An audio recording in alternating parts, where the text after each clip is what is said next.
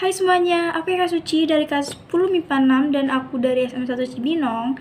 Jadi di sini aku mau menceritakan tentang idola aku dari zaman dulu sampai sekarang yang udah sukses dan merintis karir-karirnya. Dan ini untuk tugas biografi aku dan langsung masuk aja ke idola aku. Jadi idola aku adalah Kak Novelda Sulaiman, dikenal dengan nama Awkarin, adalah seorang selebriti internet asal Indonesia yang aktif di media sosial seperti Instagram, Twitter, dan YouTube.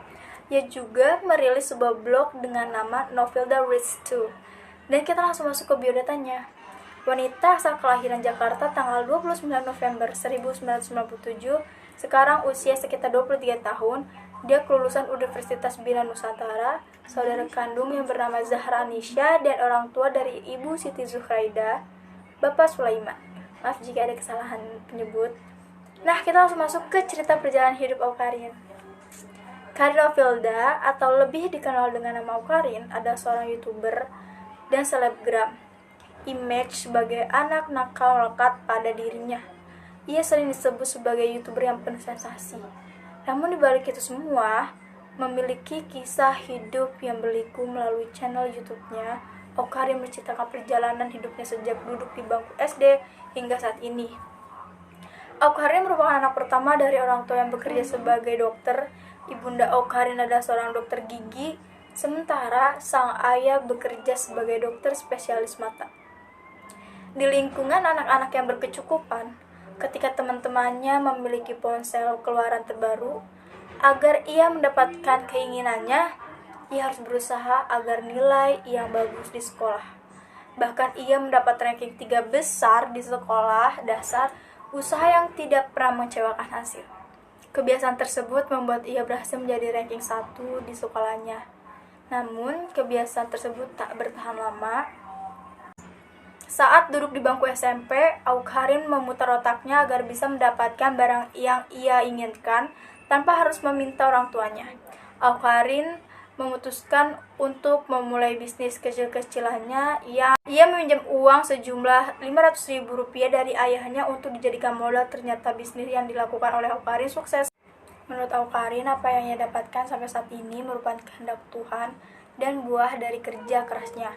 Aku berterima kasih banget sama mereka, orang tua, membesarkan seorang pekerja keras, katanya. Awkarin pernah mengalami masa-masa kelam dalam hidupnya. Ia sempat menderita depresi berat hingga melakukan percobaan bunuh diri berkali-kali dan masuk ke rumah sakit. Yang terbaik bagi orang tersebut. Saya mengalami depresi, ia tidak tahu harus bercerita kepada siapa dan tak tahu bila harus mengunjungi psikolog. Bahkan, Awkarin tidak berani bercerita mengenai depresinya kepada sang orang tua. Lalu cerita ke orang tua, karena aku dikira gila, ucapnya. Depresi tersebut berjalan selama 2 tahun, akan menjadi lebih baik setelah menonton mengenai motivasi diri. Namun, cobaan untuk Awkarin tidak berhenti dari situ. Titik mendapat hujatan setelah mengunggah video saat dirinya menangis ketika diputuskan oleh sang pacar.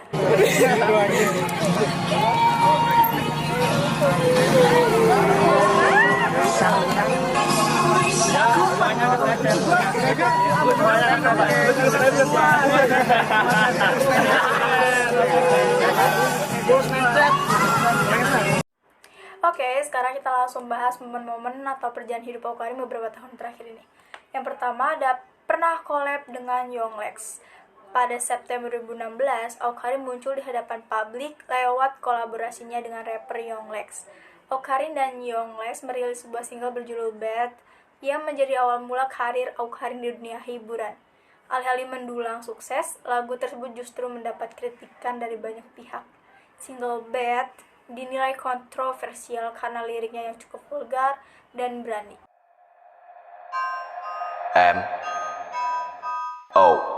YOGS Yoks Takis.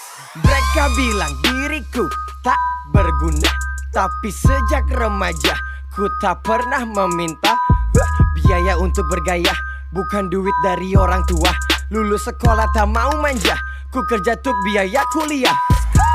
2011 mereka bertanya, Nanti besar elo itu mau jadi apa?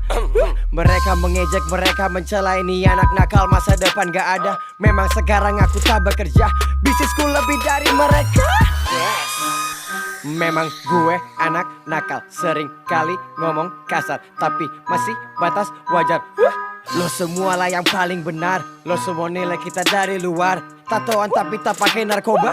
Jangan. Dan yang kedua, ditegur KPAI dan Menkominfo. Tidak lama sejak dirilisnya single Bad tersebut, Awkarin dipanggil oleh KPAI dan Menkominfo. Ia mendapat teguran agar bisa bersikap sesuai nilai dan norma yang berlaku. Dalam akun Instagramnya, Awkarin mengunggah foto pertemuan tersebut dan menuliskan bahwa dirinya akan berubah ke arah yang lebih baik. Terima kasih Menkominfo dan KPAI telah memberikanku arahan dan dukungan kepadaku dan generasi muda. Sekarang saya fokus menyebarkan dampak positif kepada penggemarku, tulis Awkarin. Itu aja dari saya. Makasih yang udah nonton dari awal sampai akhir. Sekian, terima kasih. Dadah.